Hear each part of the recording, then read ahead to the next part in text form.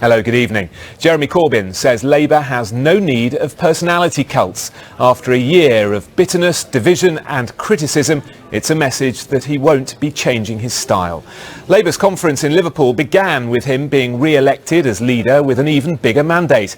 And he told our political editor, Faisal Islam, that he would be using it to pursue an unapologetic socialist agenda. Jeremy Corbyn, yesterday, John McDonnell said, whisper it quietly, this party can now talk openly of socialism. Can you get 11 million votes for socialism? Socialism is about sharing resources, is about equality, is about treating people properly, is about the humanity that's in all of us, and I think John was trying to set that out. He also set out an economic vision of living wages, an economic vision of good quality training and apprenticeships, an economic vision of investment for a growing economy. What's not to like about all of that? There hasn't been a party leader standing on that platform that's won an election for decades.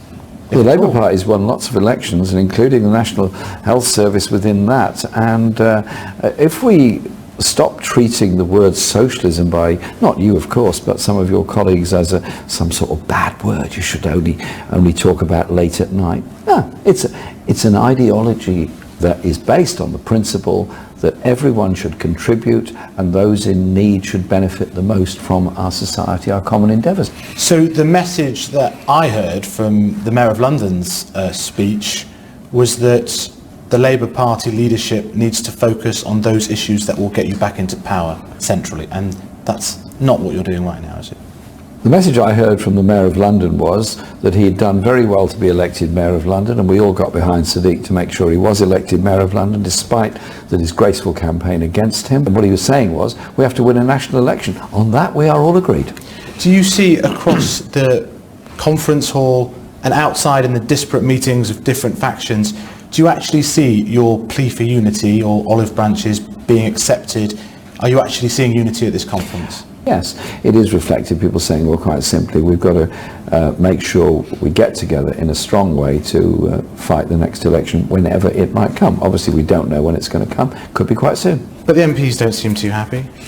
The MPs are talking to me, talking to each other, and we're going to assemble a strong team. But I have to say, the people that I appointed to the Shadow Cabinet, the members I appointed in June and July, absolutely brilliant. They worked really, really well. Fantastic record they put up against this government. So how does it help to have members of your staff interfering at the last minute in the auto queue room with those loyal Shadow Cabinet members' speeches? It looks terrible. It is perfectly normal that there be discussions with Shadow Cabinet colleagues on the statements they're going to make, and that is what... A minute before they give the speech? Well, it was discussed, and that's what came out of it. I don't see it as a huge problem. I don't see it as a huge issue. We as a party are going forward on the economic agenda and the social agenda. The biggest announcement probably yesterday was the fracking ban, and yet your union backers immediately come back on you and say, well, hang on, this morning an entire ship full of fracked gas is being shipped from America with the same carbon emissions, in fact more carbon emissions, because it's having to be shipped from the United States. Haven't you got this wrong, and haven't you mistaken the backing of the union movement here? Not at all.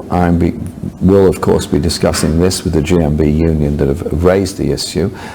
The reason that Barry made the announcement he did was very serious and very deep concerns about the pollution, cost and environmental damage of fracking, the damage it does to watercourses and the damage it does to aquifers. Where do you think the migration argument as regards our leaving the European Union is heading, the freedom of movement, and hasn't your party misjudged its own heartlands on this issue? Post-Brexit, I have been talking to colleagues in socialist parties all across Europe, including those in government in many Central and Eastern European countries, about how we bring in a harmonisation of wages and working conditions, which will help reduce the numbers of people flowing each way. But also we've got to recognise there are 2 million British people living or working at any one time in other parts of Europe. There are sort of poetry books about you.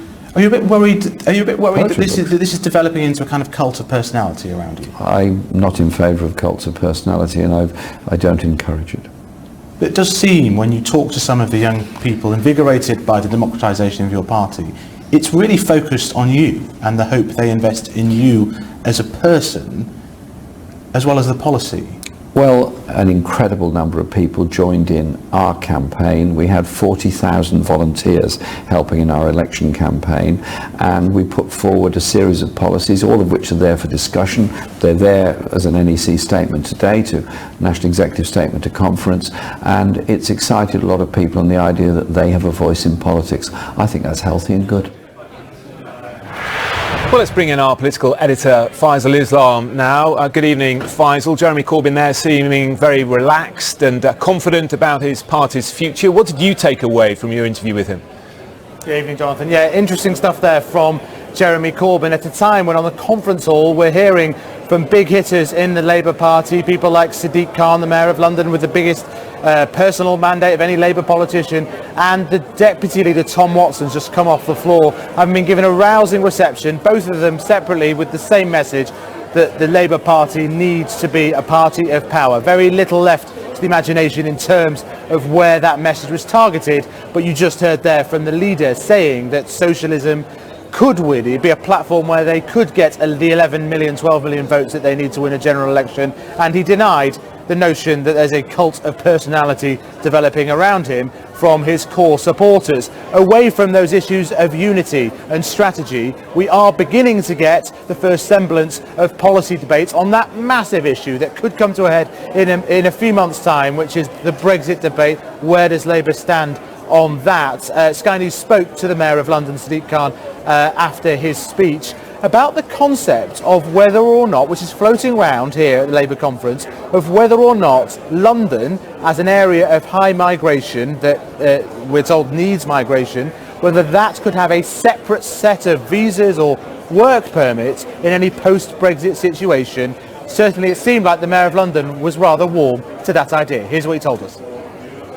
Business representatives in London working on a model that will ensure we could carry on recruiting and attracting talent. We're talking to business leaders, businesses, business representatives to see what we can do to make sure London doesn't lose out on the talent, the innovation, the partnership working that's led to us being the greatest city in the world. The good news is the government gets it. The good news is that all the conversations I've had with members of the government, from the Chancellor to the Brexit Secretary to the Foreign Secretary and others in government, I think they get it. I'll be meeting the Prime Minister soon.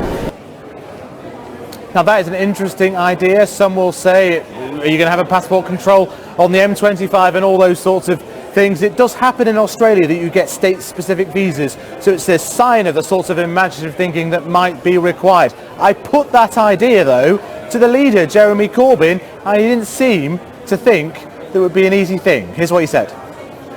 Sounds as though it could be complicated in the sense if you're deciding or saying where people can go and where people can live. What I think is important is that we look at the way in which Gordon Brown dealt with this, which was by establishing a substantial migrant impact fund, so that a local authority where there had been an influx of children coming in, for example, got more money for school places, hospitals and so on. I would want to bring that back.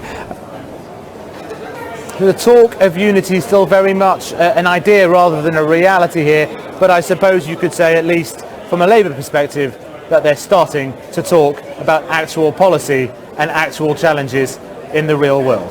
Back to you, Jonathan. OK, Faisal, up in Liverpool. Many thanks.